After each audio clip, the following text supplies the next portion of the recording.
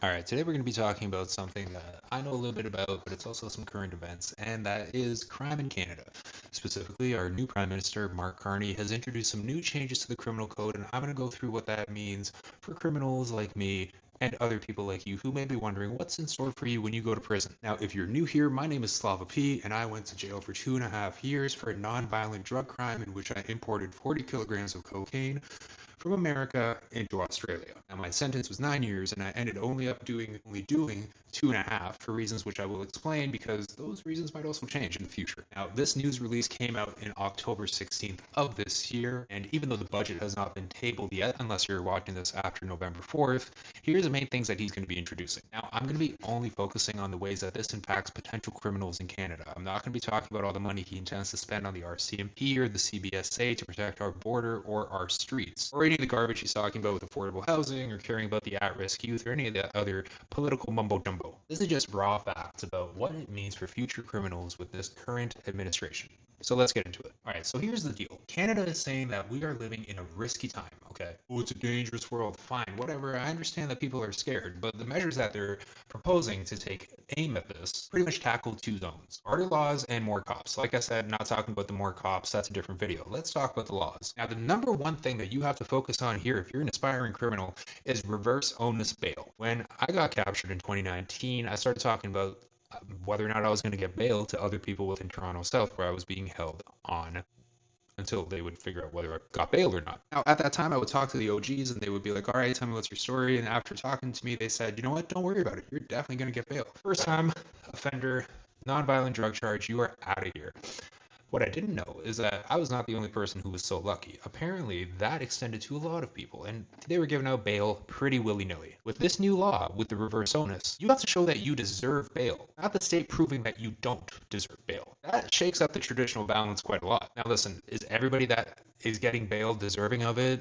That's not for me to judge. I am far from perfect, and I don't really sit here to pass judgment. What I will say is that criminals treated bail as a given, whereas now they're going to have to work for it. The other thing that they've tackled is consecutive crimes. If you are consistently committing crimes after being let out into the community, they are going to start cracking down on you. Not only are you not going to get bail, but you might actually end up getting a longer sentence. Again, not here to decide whether or not that's a good or bad thing. Now, the interesting thing that they are tackling in this new criminal code, which I personally didn't have any experience with, is cracking down on retail theft. What this reads like to me, if you go between the lines, is you know all those videos about people stealing from the LCBO or whatever? They're let out the next day because it's just theft. Property damage doesn't really have a victim. It's just liquor bottles, right? Well, not according to Mark Carney. And the last thing that I think we can all agree on, being good, is that there are stricter punishments for certain sexual offenses. Now, I did all my time in minimum security, and except for first time nonviolent drug offenders like myself, the majority of the population there was made up of sex criminals, and I can tell you firsthand that those are the worst of the worst. Real absolute scum of the earth shit. So there's some good stuff, there's some bad stuff, and again, bad only if, if you're a criminal intending on getting bail right away. But to speak just really quickly about the new policing they're introducing, they want to recruit 1,000 new RCMP officers. RCMP is the federal task force closest in value to America's FBI, I guess. It's not your local neighborhood cops that you call when your neighbor is celebrating Diwali. But listen, they also do acknowledge some things here that are important to call out, and that's that you can't kind of arrest your way out of a bad situation. That being said, they are coupling this with investments in affordable housing, mental health, addiction programs, youth support, things that are still good and we need. But the devil, as always, is in the details. We don't know how many of these violent and repeat offenders will fall under the new definitions. How will provinces and territories execute this?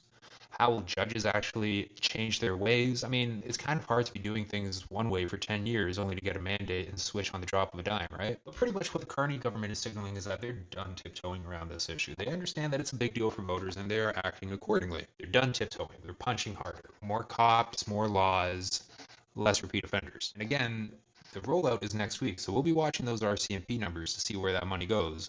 But I have a feeling that a lot of that border control is going to go towards drones and other autonomous vehicles and not necessarily more boots on the ground that are going to be providing salaries for young families in Canada. Rest assured, there will be real-time impacts of this. But hey, listen, if you're like me and you're just minding your own business and flipping Pokemon cards like this, beware, then you got nothing to worry about. If you like this breakdown and you want to hear more, because I will be covering it as this budget comes out, hit that like, subscribe, and follow button.